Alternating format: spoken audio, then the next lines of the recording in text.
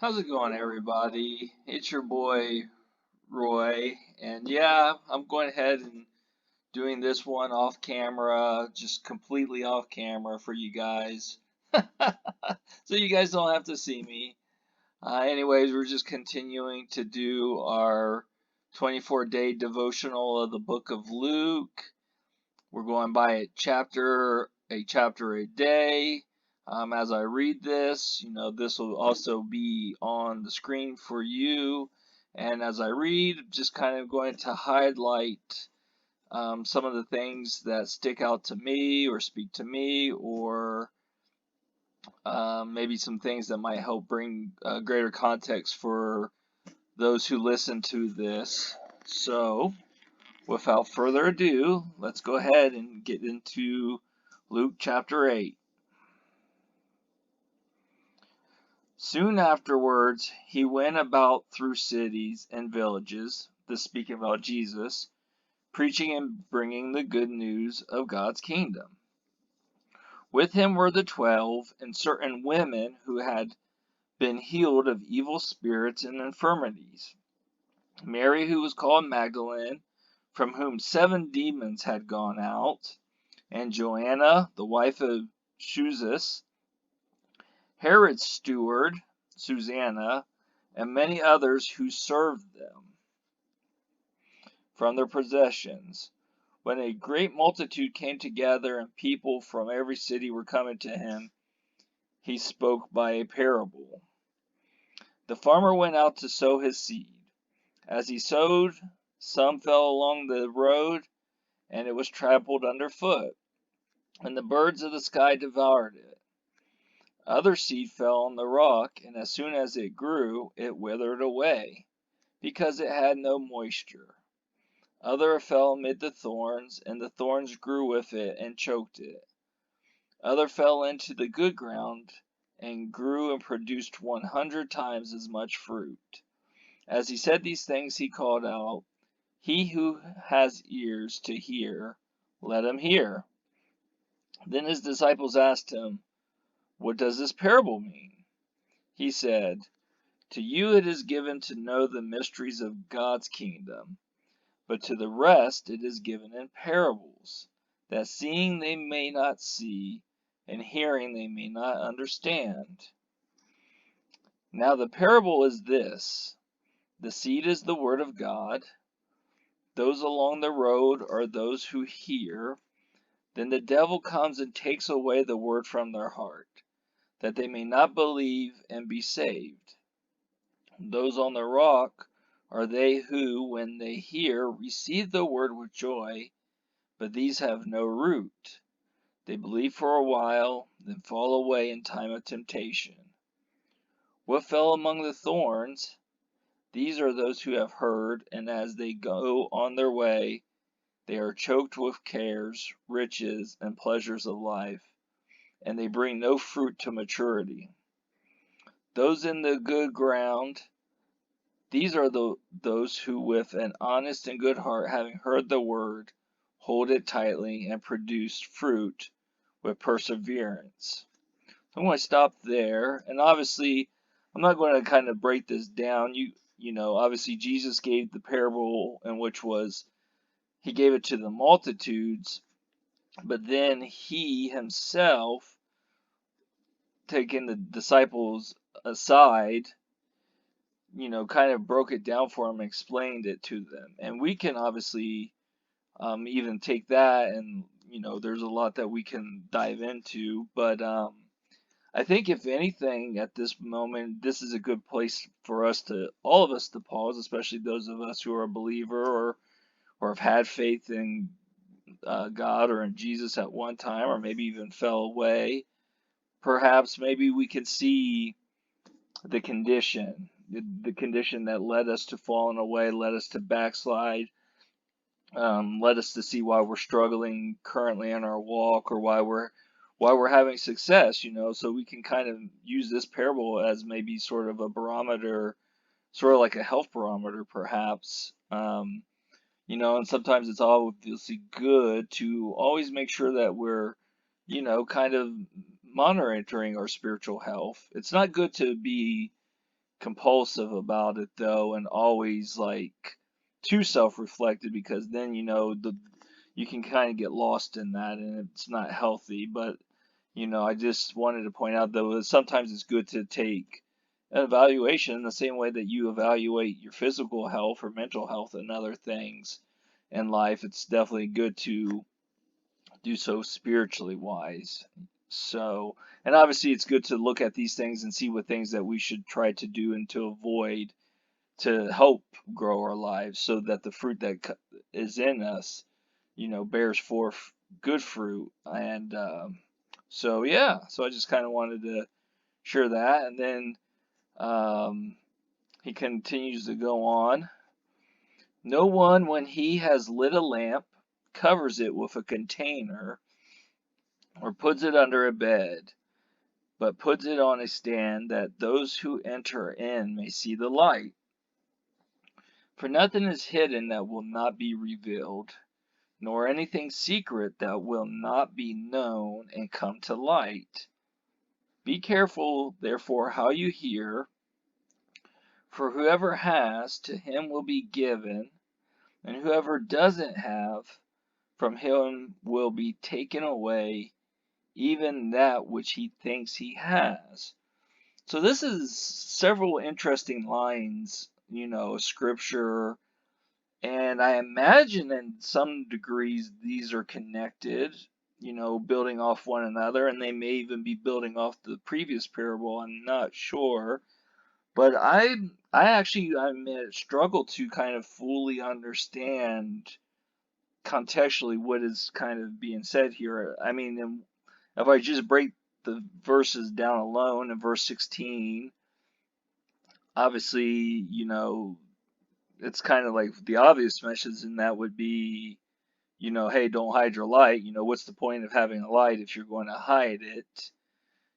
So then 17 speaks to basically sort of the idea, or at least to me, jumps out, that says, you know, at the end of the day, you will not be able to hide secrets. The light will come out and bear it truth. Now, obviously, for me and previous understandings, I would just think, oh, um, we might be able to hide secrets here and there, but ultimately God knows, and that when it counts the most, they will be revealed, and we will show that we weren't doing well at hiding. But then obviously there's this principle can apply in this world, that the light or the truth will come out. Maybe even some of that has to do with, remember we were talking about the, tree, that a bad tree doesn't bear good fruit, and vice versa. A healthy tree does bear good fruit, so they, the issues of the heart will bear fruit in time. Maybe there's some connection there. Then verse 18 talks about, I always thought that this was interesting, because it's like whoever has, to him will be given, and whoever doesn't have, from him will be taken away. The interesting part then, even that which he thinks he has. I looked up some commentary on this before doing this, and a lot of it seems to have to also be applicable to like truth, like to have knowledge of some sort, or to possess something in the way of truth. But if you don't do anything with it, you will lose it. Sort of like the whole, if you don't use it, you will lose it, or, so you have to be good at, and then if you're faithful to be a good steward of the truth and apply it, um, then, then obviously you're going to reap the rewards, and, truth usually is going to beget more truth. So sort of in the way that Jesus in the other parable, talking about the wise man who, built on a solid foundation and did what Jesus said, kind of. So I don't know. Let me know definitely here, like if you guys are following along and you hear this, let me know your thoughts or any understanding you have how maybe this all might connect, if any ways, and what you get out of it. That'd be great. So, um, anyways, let's continue to go on. Verse 19. His mothers and brothers came to him, and they could not come near him for the crowd. Some people told him, "Your mother and your brothers stand outside, desiring to see you." But he answered them, "My mother and my brothers are these who hear the word of God and do it." So real quick, initially you think, my human side of me thinks, man, that was kind of cold of Jesus, kind of. But I think what he's trying to say, he gives essentially my family are those who will believe in me, who hear and follow. So, kind of showing what kind of kingdom or the family that he's going to be building. And I also think that he was also kind of probably, there's a lot of connections like within Jewish society as far as like family goes. Like, for example, we talked about how the Jews held so tightly to the patriarchs like Abraham and Jacob and David, and the family lineages meant something or there's value. So I think maybe Jesus was also kind of maybe trying to kind of sort of show a break in that mold, so to speak, that just because they're like blood by birth or by, this familiar relationships doesn't necessarily mean that, like for example, that they're automatically have salvation or they're going to be partakers of my kingdom per se. They still have the duty to, believe and follow God on their own. Just not be, just by knowing me doesn't kind of give them a pass or an automatic pass, if that makes sense. So, all right, just continue to go on. Verse 22. Now, on one of those days, he entered into a boat himself and his disciples. And he said to them, "Let's go over to the other side of the lake." So they launched out. But as they sailed, he fell asleep. A windstorm came down on the lake, and they were taking on dangerous amounts of water. They came to him and awoke him, saying, "Master, Master, we are dying." He awoke and rebuked the wind and the raging of the water. Then they ceased, and it was calm. He said to them, "Where is your faith?" Being afraid, they marveled, saying to one another, "Who is this then that he commands even the winds and the water, and they obey him?" So here's a quick point too I want to point out. I've been meaning to find the point to share this.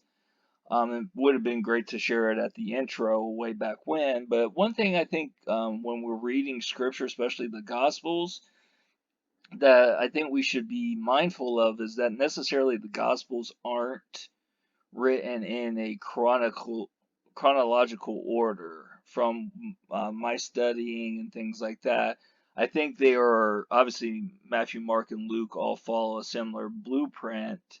That's why they're called the Synoptic Gospels.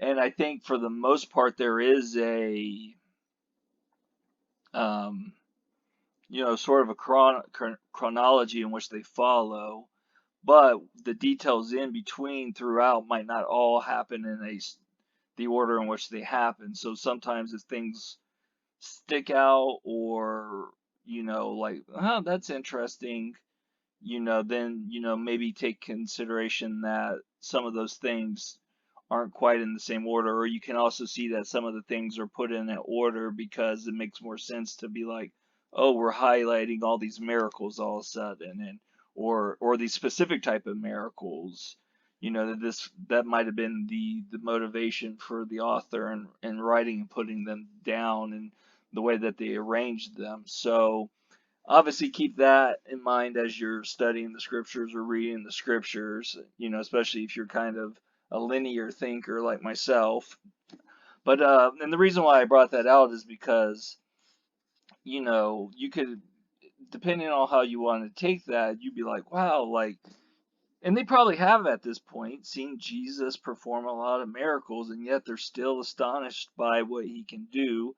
So, depending on the context, these still might have happened prior to or after they've seen a lot of miracles. But regardless, they are still becoming greatly amazed by what Jesus can do and what power has been given to him. So anyways, and I think that there's a lot of sermons that, have spoken from this passage or passages in the other gospel similar to that. So I will move forward. Verse 26. Then they arrived at the country of the Gadarenes, which is opposite Galilee. When Jesus stepped ashore, a certain man out of the city who had demons for a long time met him.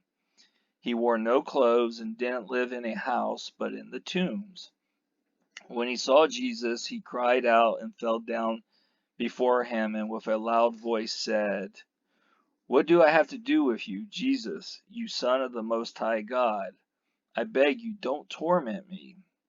For Jesus was commanding the unclean spirit to come out of the man. For the unclean spirit had often seized the man.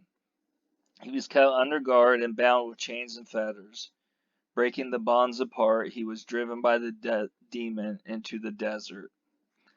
Jesus asked him, "What is your name?" He said, "Legion," for many demons had entered into him.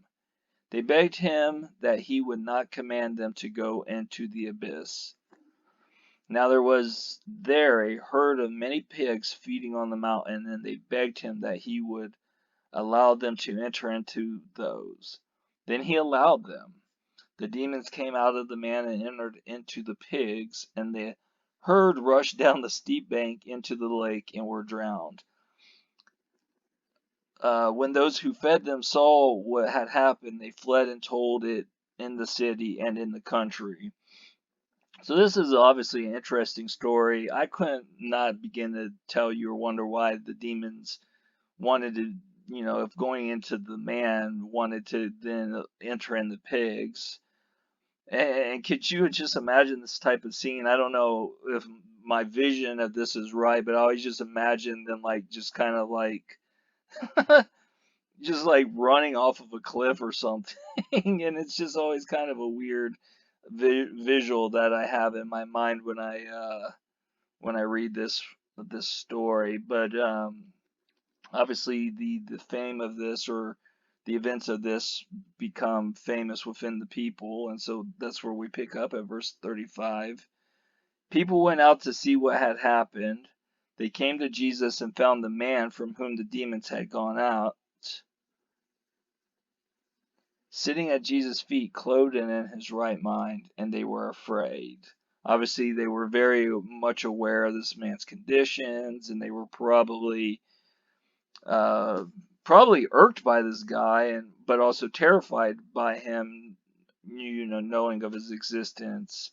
But those who saw it told them how he had been possessed by demons was healed. Awesome account, right? All the people of the surrounding country of the Gadarenes asked him to depart from them, for they were very much afraid. Then he entered into the boat and returned. But the man from whom the demons had gone out begged him that he might go with him. But Jesus sent him away, saying, "Return to your house and declare what great things God has done for you." He went his way, proclaiming throughout the whole city what great things Jesus had done for him. Let's see. Verse 40, when Jesus returned, the multitude welcomed him, for they were all waiting for him. Behold, a man named Jairus came. He was a ruler of the synagogue. He fell down at Jesus' feet and begged him to come into his house, for he had an only born daughter about 12 years of age, and she was dying. But as he went, the multitudes pressed against him. A woman who had a flow of blood for 12 years, who had spent all her living on physicians and could not be healed by any, came behind him and touched the fringe of his cloak.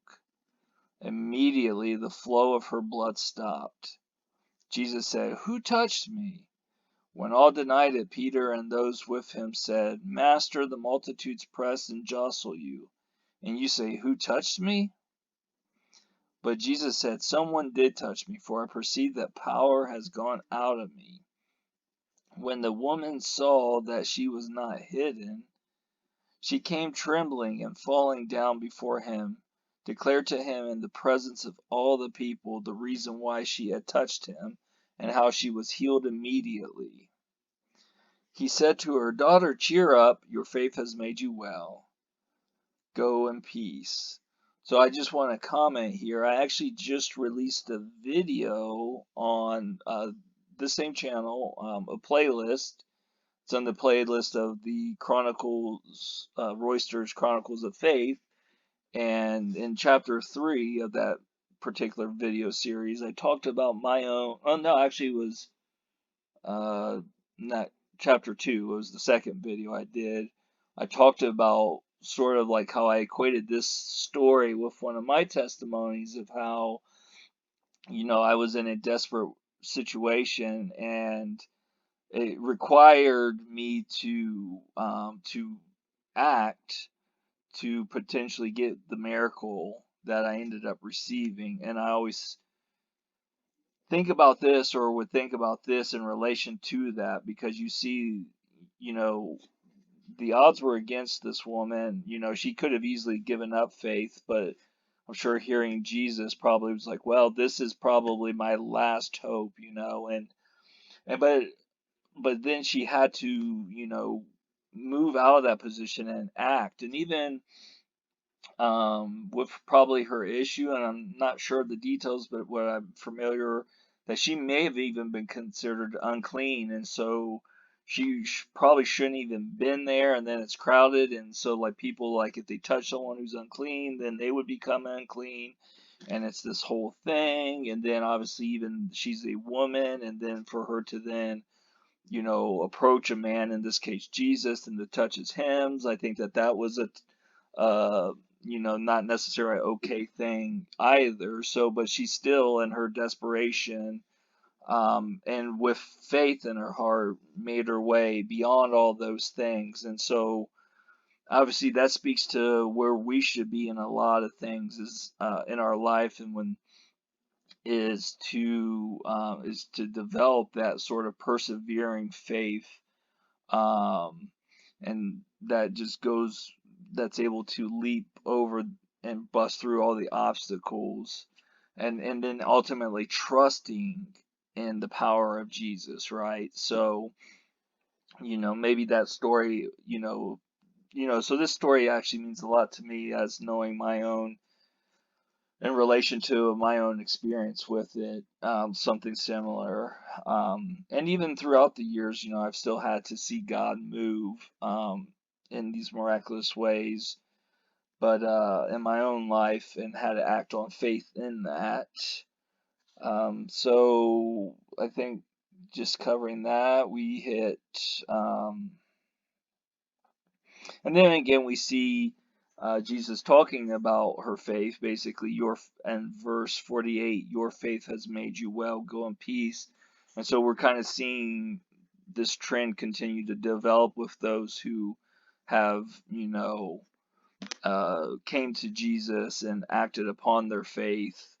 And the reward was not only that blessing of a healing or something, but, I imagine in a lot of ways a change of heart too. Um, but verse 49, I think, and we're in this story happens sort of in the midst of another story, and that was going on that we started off with this synagogue leader's daughter. But let's finish up that story in verse 49.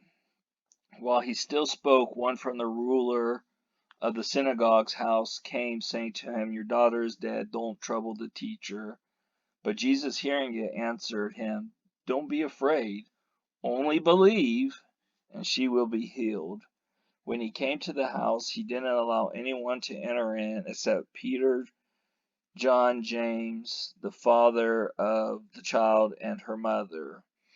All were weeping and mourning her, but he said, Don't weep, she isn't dead, but sleeping. They were ridiculing him, knowing that she was dead. But he put them all outside, and taking her by the hand, he called, saying, "Child, arise."